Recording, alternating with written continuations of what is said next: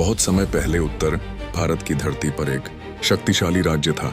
उस राज्य का राजकुमार अपने साहस और युद्ध कौशल के लिए प्रसिद्ध था, लेकिन उसके अंदर एक बड़ी कमजोरी भी थी, अहंकार। उसे अपने राजसी पद और शक्ति पर इतना घमंड था कि वह साधारण लोगों को अपने से बहुत छोटा समझता था।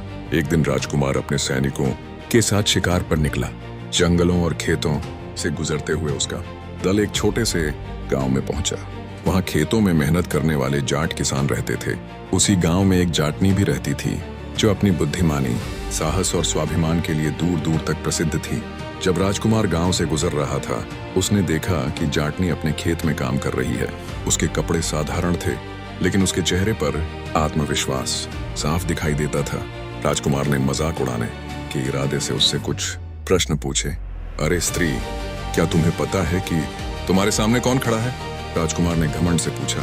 जाटनी ने शांत स्वर में उत्तर दिया, आप कोई भी हो, मेरे लिए पहले एक इंसान है। यह उत्तर सुनकर राजकुमार को गुस्सा आ गया। उसे उम्मीद थी कि जाटनी उसे देखकर झुक जाएगी और उसकी प्रशंसा करेगी, लेकिन ऐसा नहीं हुआ।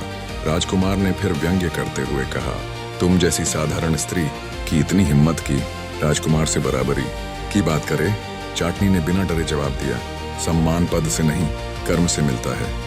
जो दूसरों का आदर नहीं करता वह सच्चा राजकुमार नहीं हो सकता। गांव वाले यह सब सुन रहे थे। जाटनी की बात सुनकर कई लोगों के चेहरे पर मुस्कान आ गई।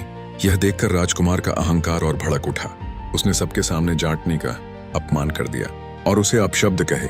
जाटनी ने कोई उत्तर नहीं दिया, लेकिन जाते जाते उसने केवल इतना कहा, आज तुम्हारे पास शक्ति है, इसलिए तुम अपमान कर रहे हो, लेकिन समय सबसे बड़ा राजा होता है। एक दिन यही अपमान तुम्हें बहुत भारी पड़ेगा। राजकुमार हंस पड़ा। उसे लगा कि एक साधारण ग्रामीण स्त्री उसका क्या बिगाड़ सकती है। समय बीतता गया। कुछ वर्षों बाद राज्य पर पड़ोसी शासक ने आक्रमण कर दिया। युद्ध भयंकर था। राजकुमार ने सेना का नेतृत्व किया, लेकिन उसे उम्मीद नहीं थी कि दुश्मन इतनी बड़ी संख्या में आएगा। युद्ध के दौरान उसे सैनिकों और जनता के सहयोग की जरूरत थी, लेकिन कई गांवों के लोग उसकी सहायता के लिए आगे नहीं आए। कारण था उसका घमंडी व्यवहार। उसी समय वह गांव भी महत्वपूर्ण बन गया जहां वह जाटनी रहती थी। वहां के जाट किसान बहादुर और युद्ध कुशल माने जाते थे। अगर वे राज्य का साथ देते तो युद्ध का परिणाम बदल सकता था। राजकुमार को मजबूर होकर उसी गांव में जाना पड़ा। जब वह वहां पहुंचा तो उसने देखा कि वही जाटनी अब गांव की सबसे सम्मानित महिला बन चुकी थी। उसकी सलाह पर पूरा गांव चलता था। राजकुमार ने सहायता मांगी। जाटनी ने उसे पहचान लिया। उसने शांत स्वर में पूछा, क्या आपको याद है, वर्षों पहले आपने इसी गांव में एक स्त्री का अपमान किया था? राजकुमार का सिर झुक गया। पहली बार उसे अपने व्यवहार पर पछतावा हुआ। उसने स्वीकार किया, हाँ मुझे याद है, उस दिन मैंने अहंकार में आकर बहुत बड़ी गलती की थी। आज मैं क्षमा मांगने आया हूँ।